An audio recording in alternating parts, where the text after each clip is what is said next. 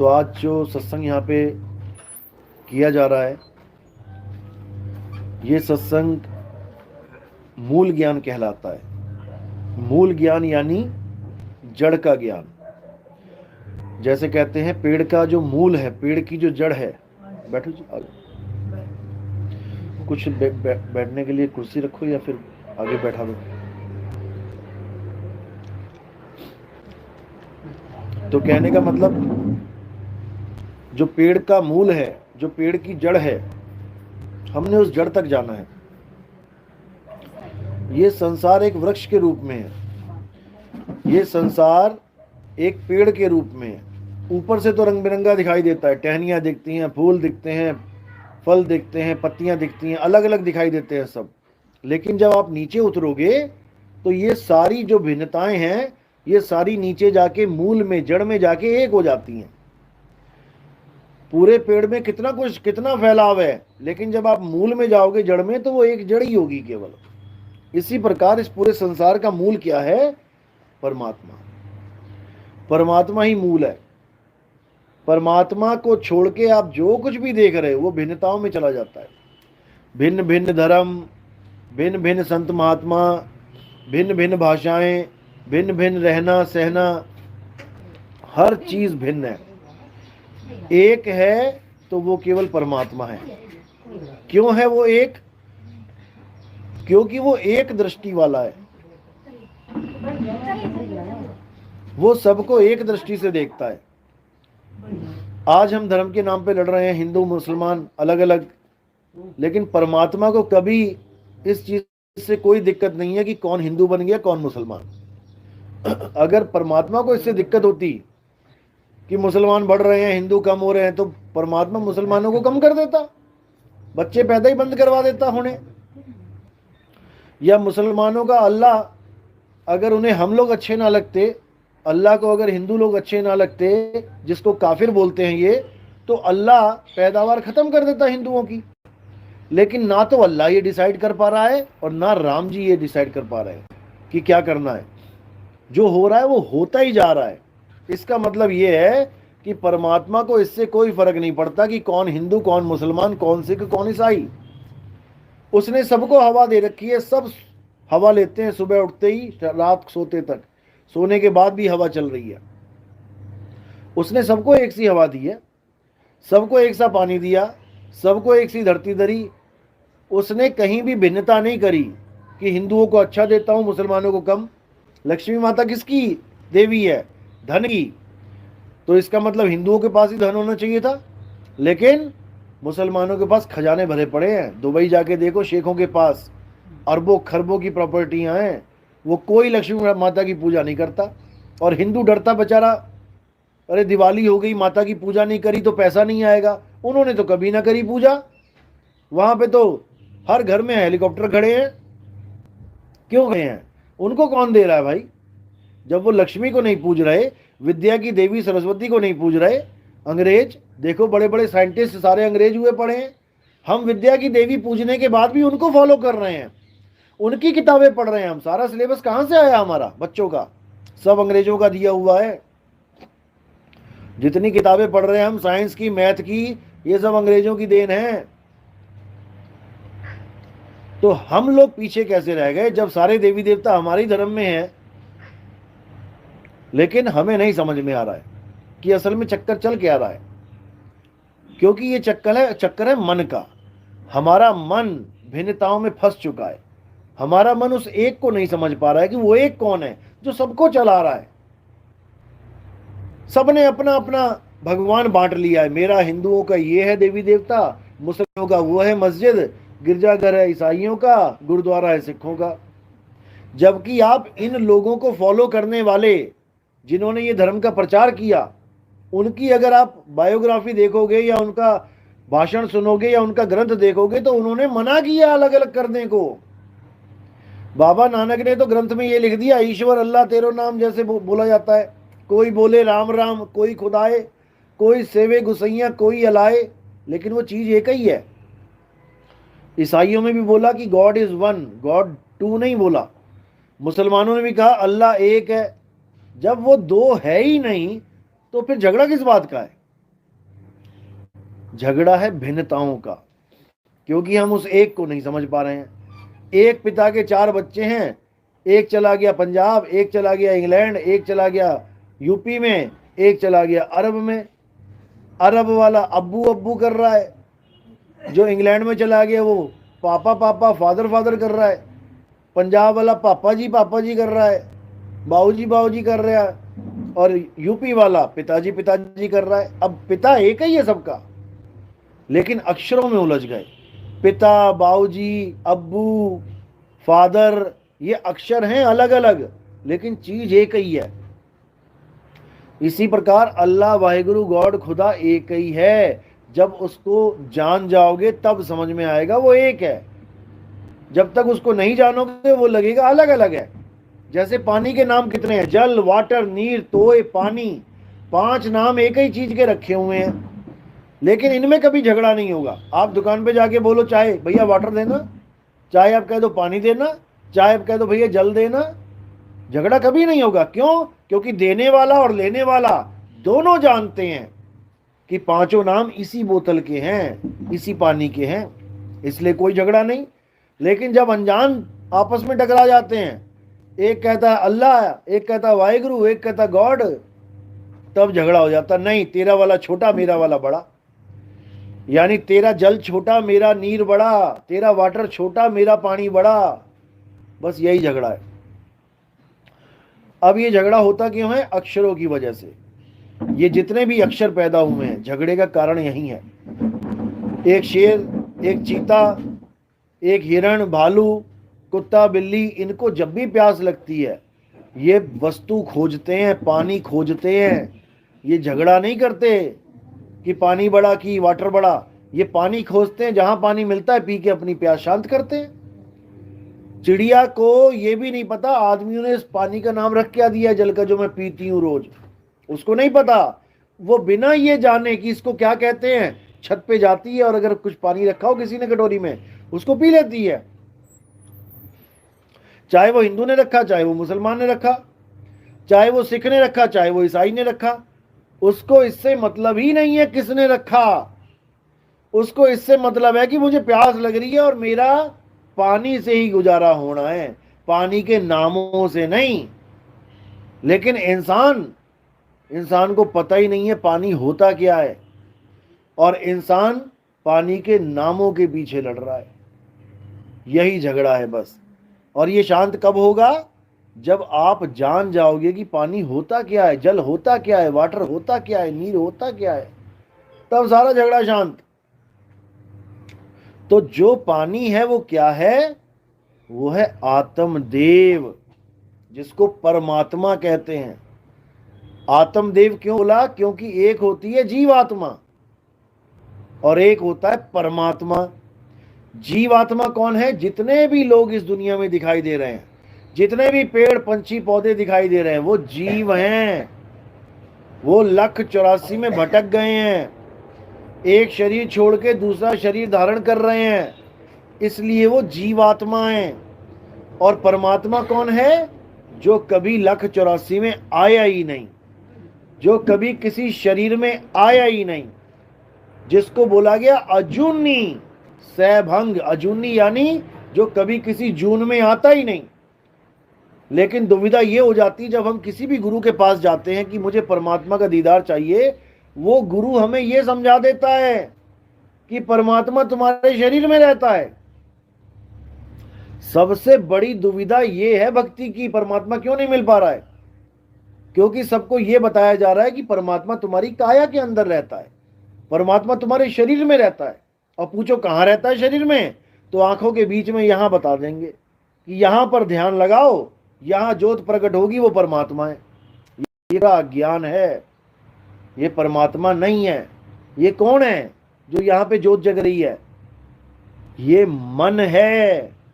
नानक साहब कह रहे हैं मन तू ज्योत स्वरूप है, हे जीव अपना मूल पछाण।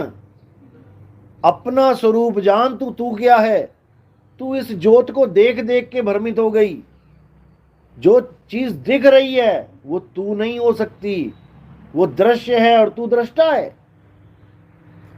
इसी मन के गुलाम सब हो लिए। जितने भी आप देखेंगे, किसी का भी पोस्टर देखो आप, कोई भक्ति कर रहा है, आंखें बंद करके ध्यान यहां लगा रखा है, समझ जाओ कि वो परमात्मा को प्राप्त नहीं हो पाया, वो मन का ही गुलाम हो गया। और मन कौन है? मन का क्या नाम है? मन का नाम है अलख निरंजन।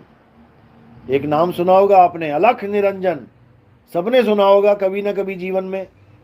आपने राम जी का नाम सुना, कृष्ण जी का नाम सुना, हनुमान जी का सुना, नाम तो सुना सुना, लेकिन उनके चित्र भी देखे, रामलीलाओं में देखा। माता का नाम सुना, माता का चित्र भी देखा। अष्टांगी सुना तो 8 हाथ भी देख लिए। लेकिन आपने केवल एक ऐसा नाम है जो आपने सुना ही सुना है, उसको कभी देखा नहीं, और वो है अलख निरंजन। आप रामलीला देखोगे, रावण भी बोलेगा अलख निरंजन, गोरखनाथ भी बोलेगा अलख निरंजन, भोले शंकर भी बोलेंगे अलख निरंजन। ये है कौन? ये अलख निरंजन है कौन? और कुछ बाबा लोग इसके नाम को चेंज करके इसको ज्योत निरंजन बोल देंगे, यानी यहां पर जो ज्योत प्रकट है वही निरंजन है। लेकिन ये सब अज्ञान है। अलख निरंजन मन है, संतो तन खोजा मन पाया, मन ही श्रोता मन ही वक्ता, मन ही निरंजन राया। हमारे तन के अंदर परमात्मा नहीं है, हमारे तन के अंदर मन बैठा है जिसके हुक्म के हम गुलाम हैं। अभी बैठे बैठे मन करे चल मुंडू बीड़ी पीने चलिए, और चला गया बीड़ी पीने, किसका गुलाम है? कोई कह रहा चल चलिए दारू पैग लगाने चलिए, उठ के चल पड़ा, किसका गुलाम है? मन का। सारी उम्र तुमसे गुलामी करवाता है, लेकिन तुम्हें पता भी नहीं लगने देता कि वो है कौन। सब कहते हैं इसको, सब अपनी जुबान पे लेके आते हैं इस मन को। मेरा मन कर रहा है आज मैं वहां चला जाऊं, मेरा मन कर रहा है मैं टीवी देख लूं, मेरा मन कर रहा है चाय पी लूं, नहीं नहीं आज खाना नहीं खाऊंगा, मन नहीं कर रहा है। हर जगह मन मन मन मन मन लेके आते हैं। लेकिन अगर पूछो किसी को मन होता क्या है, मन देखा कभी कैसा होता है क्या मन? कोई जवाब नहीं आएगा। जबकि जो चीज का नाम होता है उसका स्वरूप भी होता है। कोई कहे हवा, ठीक है मैंने हवा नाम सुन लिया, कभी देखा हवा को? नहीं, लेकिन महसूस तो किया ना। हाँ भैया हवा आ रही है कि नहीं आ रही है? हाँ जी आ रही है। इसका मतलब हवा का भी कोई स्वरूप है जिससे तुम्हें पता लग रहा है कि आ रही है कि नहीं आ रही है। लेकिन मन का क्या स्वरूप है? कैसे पता लगे कि ये पास है कि दूर है? ये भेद हैं। ये गुरु जब आपको ज्ञान देता है तब समझ में आता है कि मन है क्या, मन का स्वरूप क्या है। कहीं हम मन को परमात्मा तो नहीं मान बैठे, क्योंकि ये मन भी छोटी मोटी चीज नहीं है। ये 3 लोक का मालिक है, ये सबके अंदर बैठा है, और जिसको चाहे 1,84 में पहुंचा दे। ये ऐसा मन है कि भगत से भगवान को भी श्राप दिलवा दे और भगवान को भी दुख भोगने पड़ जाएं। विष्णु जी को किसने श्राप दिया था कि जैसे मैं नारी के लिए दुखी हूं तू भी होगा? किसने दिया था? बोलो, किसने दिया था? किसी को नहीं पता? पता तो होगा। नारद मुनि ने, नारद जी ने दिया, जो पूरा दिन नारायण नारायण कर रहा है उसी नारायण को दुखी कर दिया उसने। भगवान को भगत नहीं दुखी कर दिया। बताओ, समझ रहे हो बात को? जो भगवान है उसको उसके भगत ने श्राप दे दिया। क्यों दे दिया? क्योंकि भगत के अंदर भी मन है और भगवान के अंदर भी मन है। ये मन कहां कौन सा खेल खेल जाता है समझ में नहीं आता। श्राप देने के बाद पछता रहा है नारद मुनि, अरे ये मैंने क्या कर दिया। उस वक्त कहां चली गई थी बुद्धि? बुद्धि मन के हाथ में थी। अभी गुस्सा आ जाए ना आपको, आप दे गालियां दे, कोई अपने बाप को भी मार दे, कोई अपनी मां को भी मार दे, और मारने के बाद कहेगा पता नहीं मैनू की हो जाता, पता नहीं मैनू की हो जाता। क्या हो जाता है? तुम्हारे लगाम मन के हाथ में आ जाते हैं, और जैसा मन दौड़ाता है तुम दौड़ते हो। तुम्हारा बस ही नहीं रहता तुम्हारे ऊपर। ये ऐसा मन खतरनाक है। इसी को बोला मन ही स्वरूपी देव निरंजन, अरे तुम्हें राखे भरमाई हो, ए हंसा तू अमर लोक का बड़ा कालवश आई हो। तुम काल के हाथ में आ गए हो। ये मन ही काल है, ये मन ही काल है। सुदामा का नाम सुना है? कृष्ण जी का परम भगत। क्या सुदामा जैसे आप हो सकते हो? परम भगत नहीं हो सकते। सुदामा का क्या हाल हुआ पता है? राक्षस बन के आ गए दोबारा। लेकिन आपको किसी ने कोई स्टोरी नहीं सुनाई होगी उसके राक्षस बनने की। शंखचूड़ नाम का राक्षस, सुदामा को दोबारा जन्म लेना पड़ा उस राक्षस के रूप में। किसने श्राप दिया? पहले तो ये श्राप ही नहीं खत्म होते, बताओ किसने श्राप दिया? राधा ने श्राप दिया। कहां पहुंच गया था वो? गोलोक में, यानी कृष्ण जी का सबसे ऊंचा लोक, जिस लोक को पाने के लिए बड़े बड़े ऋषि मुनि अपनी अरबों खरबों जन्म की हड्डियां चमड़ी गला देते हैं भक्ति करते हुए, तब जाके उनको गोलोक मिलता है। और कृष्ण जी ने तो उसको गोलोक दिया, लेकिन गोलोक में भी राधा ने श्राप दे दिया और वो शंखचूड़ नाम का राक्षस बनके इस दुनिया में आके लोगों को परेशान कर रहा। यानी कि ये मन किसी को भी कहां से उठा के कहां पटकवा दे, किसी के द्वारा कोई नहीं जानता। हम राम जी को क्यों मानते हैं? राम जी की पूजा क्यों करते हैं? क्यों करते हैं? कारण क्या है भाई? राम जी भगवान हैं, राम जी के मंदिर बन रहे हैं। कारण क्या है कि राम जी की पूजा करें? क्या किया था उन्होंने? रावण को मारा था। रावण को मारा, ठीक है। रावण कौन था? हैं? रावण राजा था, राक्षसों का कहते राजा था, ठीक है, मान लिया। वेदों का ज्ञाता था। क्या राक्षस वेदों के ज्ञाता होते हैं? शंकर जी के जो परम भगत हैं, रावण के सामने खड़े हो जाएं तो उसके चरणों की धूल भी नहीं है। जो कहते हैं हम बहुत बड़े भगत हैं शंकर जी के, रावण ने राक्षस होते हुए 10 बार सिर काटा अपना। क्या उन्होंने कभी उंगली काटी? क्या कभी किसी ने उंगली चढ़ाई अपनी कि मैं शंकर जी के लिए मैं अपनी उंगली चढ़ाता हूं, मैं भगत हूं उनका? एक भी ना चढ़ाए, आज तक नहीं चढ़ाई। केवल गांजा दिखाई देता है, मैं शंकर जी का भगत हूं, मैं गांजा पीऊंगा, ये तो प्रसाद है। अरे भाई, रावण भी तो भगत था, उसने 10 बार सिर कटवा लिए, तू एक बार कटवा ले? नहीं कटवाता कोई भी। रावण कौन था? रावण विष्णु जी का द्वारपाल था। जय और विजय 2 नाम थे द्वारपालों के। क्यों आए रावण बन के? क्योंकि सनक सनंदन ऋषियों ने श्राप दे दिया। ये श्राप ही जड़ है। ये सारे धार्मिक जितने भी ग्रंथ बने हैं, ये श्राप की वजह से बने हैं। हम लोग को कब कौन सा श्राप मिल जाए हमें भी नहीं पता लगेगा। कब दोबारा से राक्षस बना दिया जाएगा हमें भी, कब हमें क्या घुमा के क्या बना दिया जाएगा हमें खुद नहीं पता लगेगा। जब भगवानों तक को, भगवानों के परम भक्तों तक को, सुदामा जैसों को राक्षस बना दिया गया, तो हमारी क्या औकात है क्या बन जाए। लेकिन कबीर साहब कहते हैं कि इस काल जाल में कोई नहीं बचेगा, लेकिन अगर बचना चाहो काल जाल से, चीनो शब्द हमारा, और कहें कबीर अमर कर राखूं जो निज होए हमारा। अगर इस काल जाल से बचना है तो एक ही सहारा है, वो है आत्मज्ञान का। अगर आपने आत्मज्ञान को जान लिया तो आपका जन्म और मरण सदा के लिए खत्म हो जाएगा। फिर आपको जन्मने मरने की जरूरत नहीं है, आप बार बार पैदा नहीं होगे। लेकिन आत्मज्ञान कब प्राप्त होता है? जब हम कोई गुरु धारण करते हैं। कोई मतलब ये नहीं कि कोई भी, कोई मतलब आत्मज्ञानी गुरु। आपको अंग्रेजी पढ़नी है तो कोई भी टीचर धारण कर लोगे, संस्कृत का, मैथ का, वो नहीं पढ़ा पाएगा आपको। अंग्रेजी सीखनी है तो अंग्रेजी का ही गुरु चाहिए, संस्कृत सीखनी है तो संस्कृत का ही गुरु चाहिए, उर्दू सीखनी है तो उर्दू का ही गुरु चाहिए। ऐसे ही हमें ज्ञान क्या चाहिए? आत्मज्ञान। कबीर साहब कहते हैं आत्मज्ञान बिना नर भटके, कभी काबा कभी काशी, जल में मीन प्यासी, मोह देखत आवे हासी। आज हमें चाहिए आत्मज्ञान, लेकिन हम जितने भी गुरु बना रहे हैं वो हमें क्या दे रहे हैं? मंत्र ज्ञान, जंतर ज्ञान, तंत्र ज्ञान, पूजा पाठ ज्ञान, यज्ञ तप ज्ञान, तीर्थ ज्ञान, मूर्त ज्ञान, इसमें उलझा दिया हमें। एक भी हमें आत्मज्ञान नहीं दे रहा है।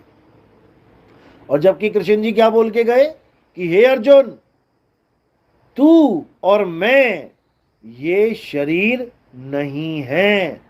शरीर तो इस जीव आत्मा के कपड़े हैं। शरीरों के मारे जाने पर भी आत्मा कभी नहीं मरती। मैं और तुम आत्मा हैं। नैनम छिंदंति शस्त्राणि नैनम दहति पावका। हे अर्जुन, इस आत्मा को ना तो कोई शस्त्र काट सकता है, ना अग्नि जला सकती है, ना वायु सुखा सकती है, ना जल भिगो सकता है। हम वो हैं। लेकिन हम पूजा किसकी करते रहे? जिसको शस्त्र काट सकते हैं, छेद सकते हैं। राम, लक्ष्मण और सीता को हम भगवान रूप में मानते हैं। लक्ष्मण जी के क्या बाण नहीं लगा? बेहोश हो गए थे। और कृष्ण जी किसकी बात कर रहे हैं? कि जिसको शस्त्र अस्त्र काट ही नहीं सकते, जिसको छू भी नहीं सकते, जिसको छू भी नहीं सकते, उसको पूजना है। और हम उसकी पूजा कर रहे हैं जिसको शस्त्र लग गया। हल्के से लगा तो बेहोश हो गए, तेज से लग जाता तो क्या होता? भगवान मर जाते। बस यही दुविधा है। हम समझ ही नहीं पा रहे हैं कि गीता में हमें कितना स्पष्ट ज्ञान दिया गया कि अर्जुन, आत्मा अजर अमर अविनाशी है, अजन्मा है, नित्य है, शाश्वत है, पुरातन है, सनातन है। आत्मा ही सनातन है। हम लोग कहते हैं ना, हम तो सनातनी है, हमारा धर्म सनातन धर्म है। सनातन धर्म नहीं है, सनातन आत्मा है।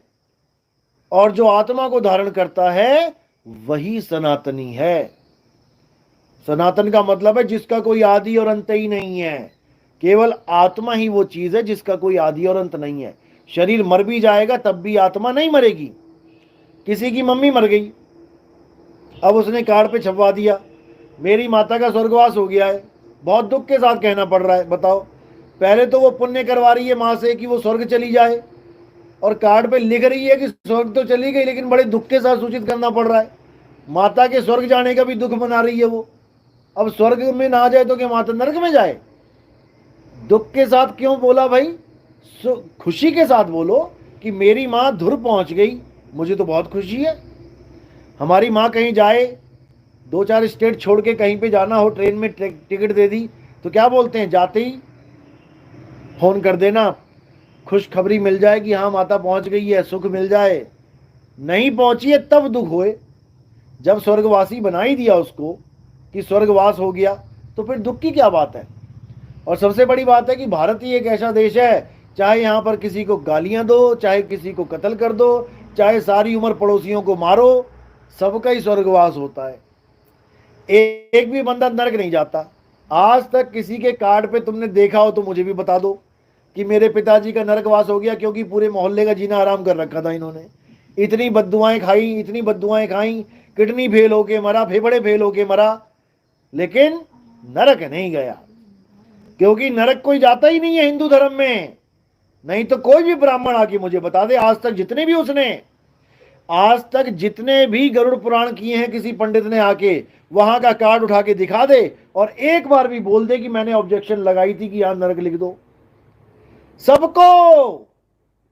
सबको स्वर्गवास कर रखा है पंडितों ने, एक भी नरकवास नहीं है। चाहे सारी उम्र दारू पी के पंडित को ही गालियां देता रहा, उसका भी भोग पे पंडित जाएगा तो कार्ड पे देखेगा स्वर्गवास, एक बार भी नहीं बोलेगा पंडित कि भैया ये कैसे स्वर्ग चला गया, इसका तो नरकवास करवाओ। नहीं बोलेगा, क्योंकि हमें तुम्हें बेवकूफ बनाया जा रहा है नरक के नाम पे।